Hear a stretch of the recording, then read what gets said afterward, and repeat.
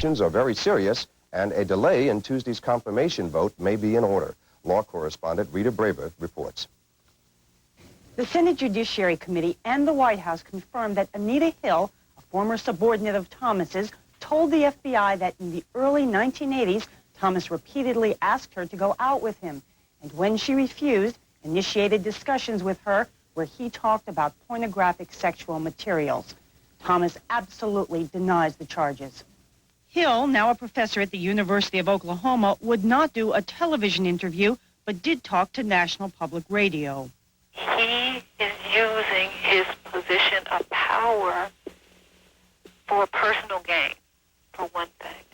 And he did it in a very just ugly and intimidating way. Senator John Danforth said releasing the charges now is a last-ditch attempt to derail Thomas's confirmation. I characterize this whole episode as being something that has a very definite and very strong aroma to it.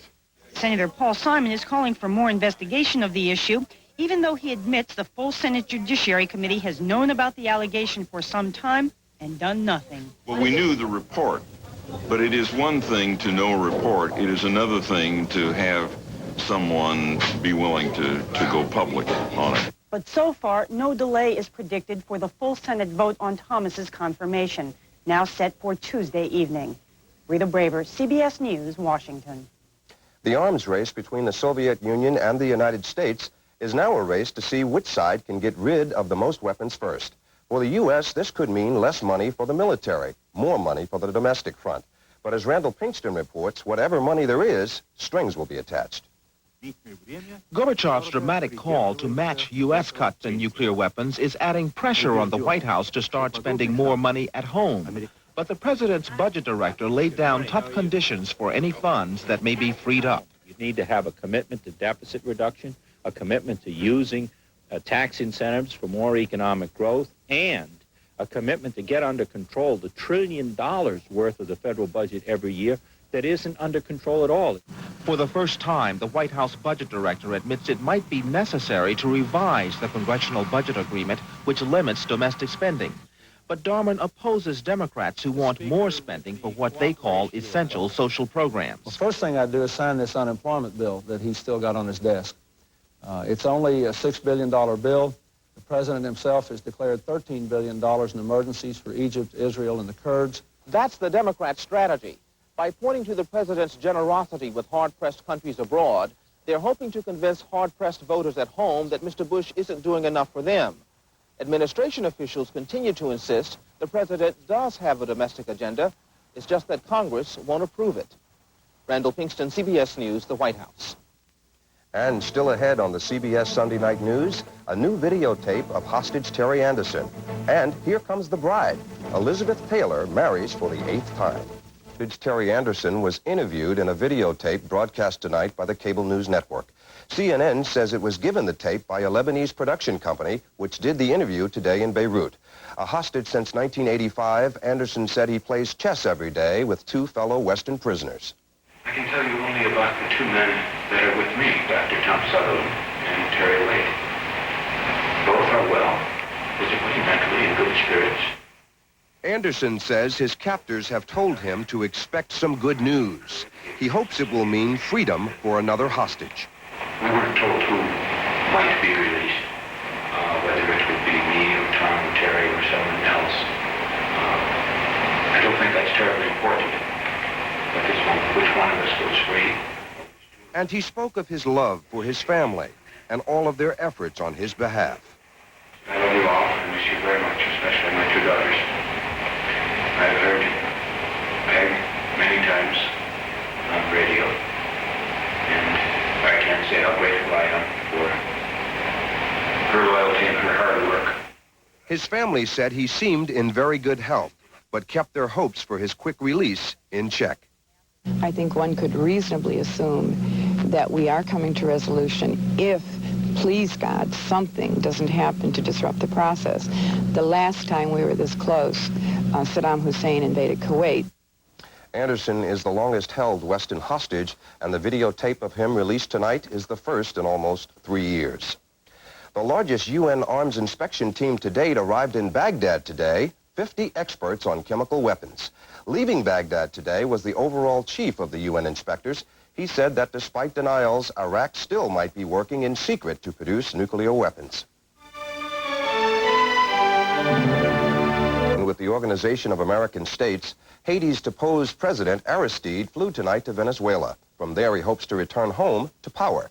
Juan Vasquez in Port-au-Prince has our report.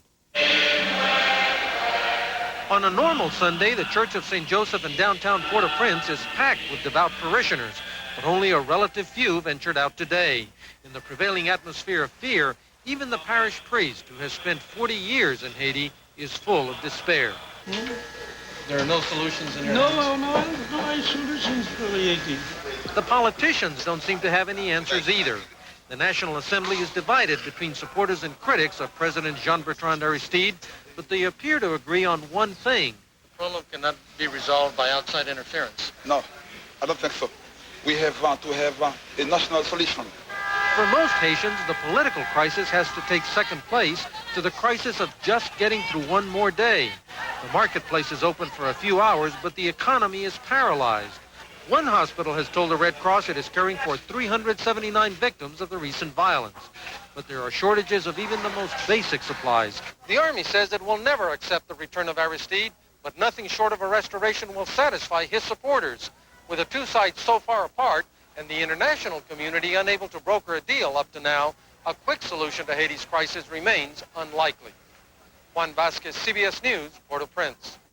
The Yugoslavian Republic of Slovenia is scheduled to become fully independent tomorrow.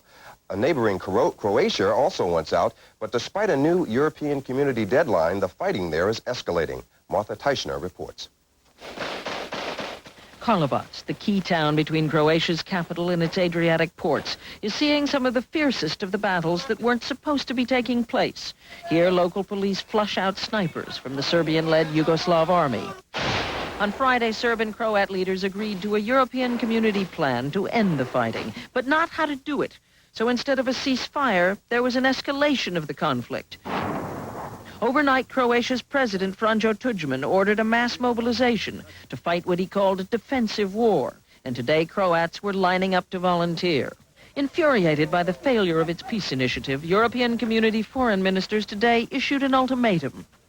That if by Monday, that is tomorrow, 24:00 hours, the ceasefire is not as yet complied with, then the community will take measures, including economic measures. But so far, Europe's sanctions have had no influence on the factions. And the response to Europe's threats has been the killing of what is now believed to be at least 1,000 people in Croatia, and the wounding of thousands more, with each ceasefire as meaningless as the last and no let-up in sight. Martha Teichner, CBS News, London. Really took the cake. Ron Allen reports. It seemed like a marriage made not in heaven, but in the movies. Hollywood queen Liz Taylor and construction worker Larry Fortensky tying the knot. A love story that began at a drug rehab center and today wedding vows at Michael Jackson's exotic ranch. Think that sounds bizarre? Well, listen to the tabloid reporters covering it. This is going to be strictly, a kamikaze mission for us. Globe is planning an aerial and a land attack. This is like a war, although a war with a little sense of humor. So this is the big shot right here. They hovered from helicopters and anything else that would fly. Twice the circus, 3 times the fun, and hopefully 5 times the money. Moles posed as waiters trying to infiltrate the security. But this wedding, Liz's 8th, only Larry's 2nd, was for former presidents and Hollywood elite only. I know that it's going to be good. It's good for Elizabeth, good for Larry. If you wonder what it looked like up close, consider this. Or maybe this. Hollywood has actors for everything. Hi, Elizabeth. Thank you, Larry. You got the right one, baby.